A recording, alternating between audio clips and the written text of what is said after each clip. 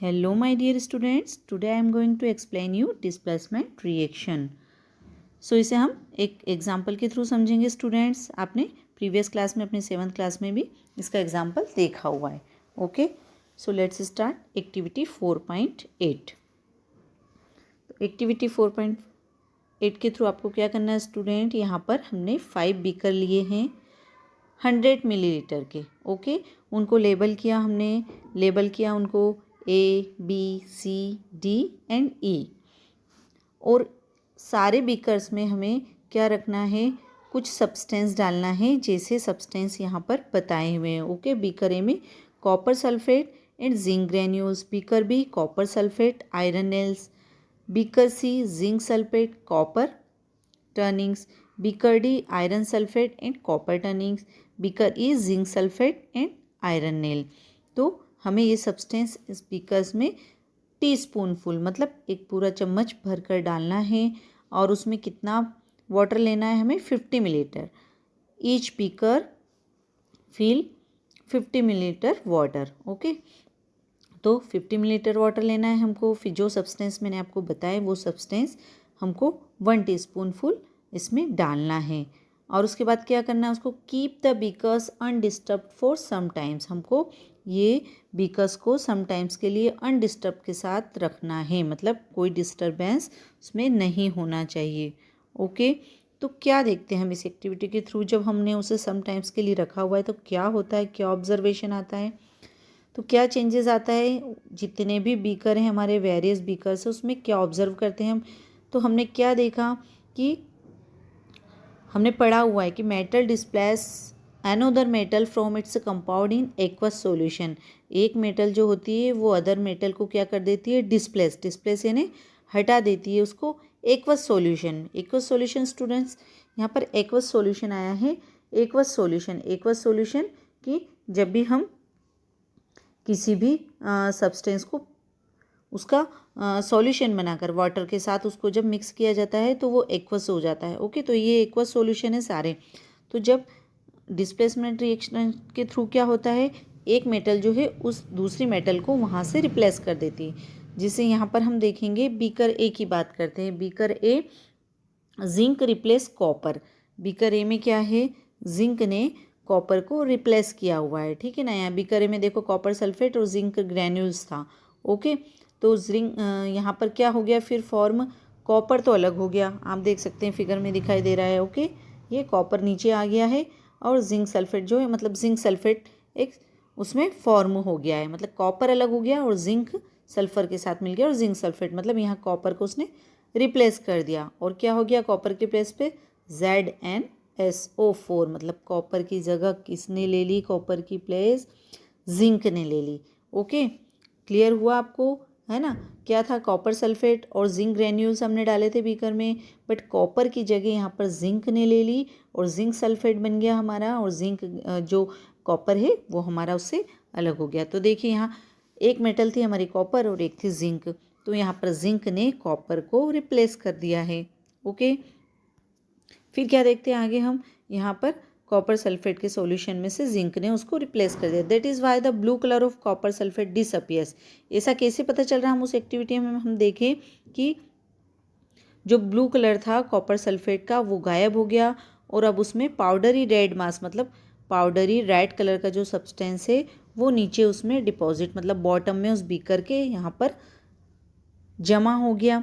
The reaction can be represent, इसे हम ऐसे लिख सकते हैं, इसकी इक्वेशन ऐसे देख सकते हैं. देखिए यहाँ पर दिखाई हुई है. Okay, copper sulphate plus zinc blue colour का था, फिर रिएक्शन हो गई. उसके बाद क्या हुआ, जिंक सल्फेट यहाँ पर कॉपर ने उसको जगह ले ली और कॉपर जो रेड कलर का पाउडर ही वहाँ पर बीच अलग नीचे बॉटम में इकट्ठा हो गया. तो ऐसे हम इसे देख सकते हैं. Okay, you can write down the reaction taking place in beaker be in a similar manner. ऐसे ही अगर हम बीकर बी की बात करें स्टूडेंट्स, तो बीकर बी में भी यही इस टाइप की कुछ प्रोसेस हो रही है. देखिए कॉपर सल्फेट है प्लस आयरन नेल है यहाँ पर. ओके, इसे भी मैं आपको बता देती हूँ.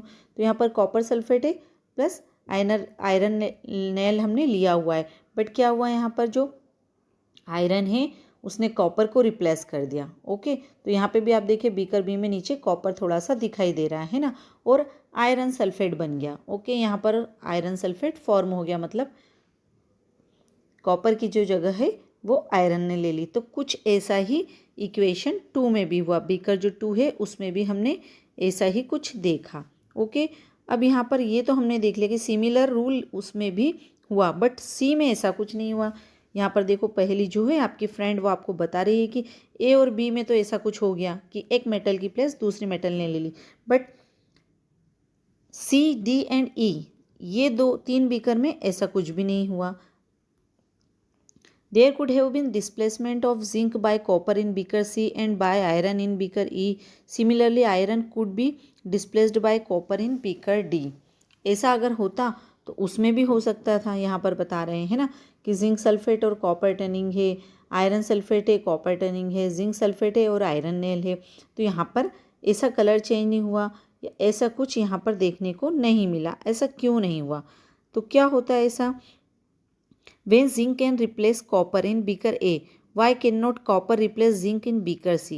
अगर बीकर ए में हम बता रहे हैं कि जिंक ने रिप्लेस कर दिया कॉपर को, ओके, लेकिन बीकर सी की अगर हम बात करें कि इन बीकर ए में ऐसा हुआ, बट कॉपर रिप्लेस नहीं हुआ जिंक इन बीकर सी में ऐसा कुछ भी नहीं हुआ कि कॉपर या जिंक का रिप्लेसमेंट हुआ कि कॉपर ने जिंक को रिप्लेस कर दिया।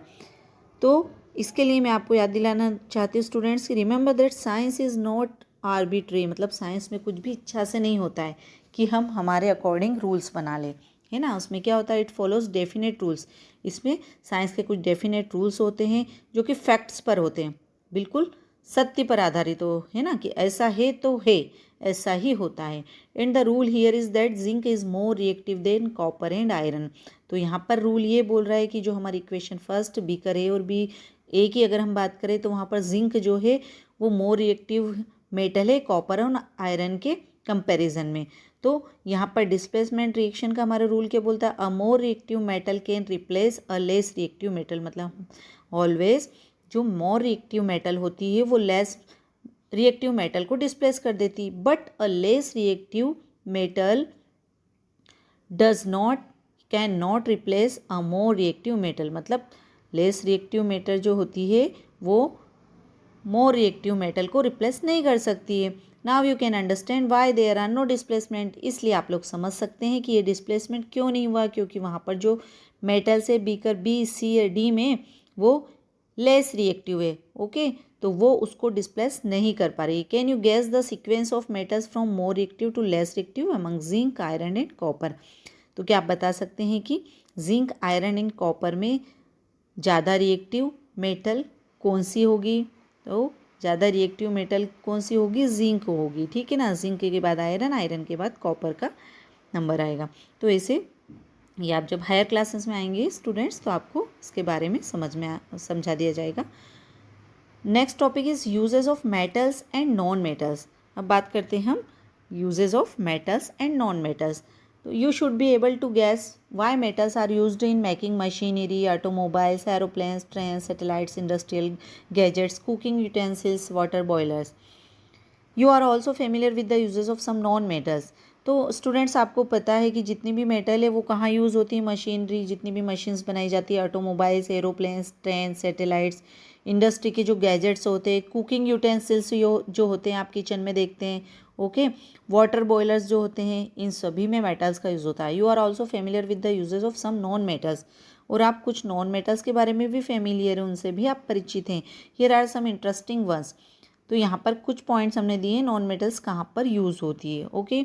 Non metals is essential for our life which all living beings inhale during breathing. Non metal जो होती है हमारी लाइफ के लिए इसेंशियल ये है ना, हम इनहेल करते हैं कौन सी गैस को? O2 को, नॉन मेटल ही है वो, ओके। तो यहाँ पर नॉन मेटल का यूज़ हो रहा, इसेंशियल मतलब बहुत ज़रूरी है हमारी लाइफ के लिए। Non metals used in fertiliser to enhance the growth of plant.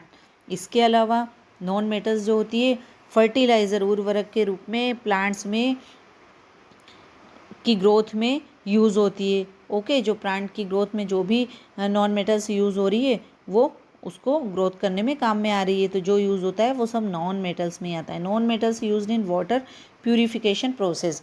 Water purification process जो होती है वहाँ पर भी नॉन मेटल का यूज़ होता है।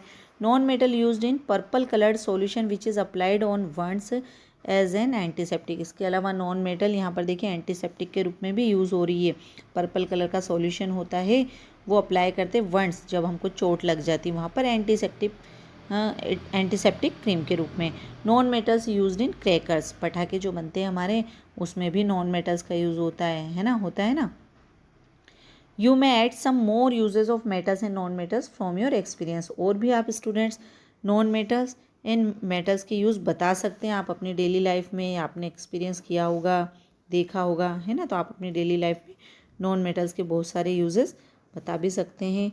Okay students.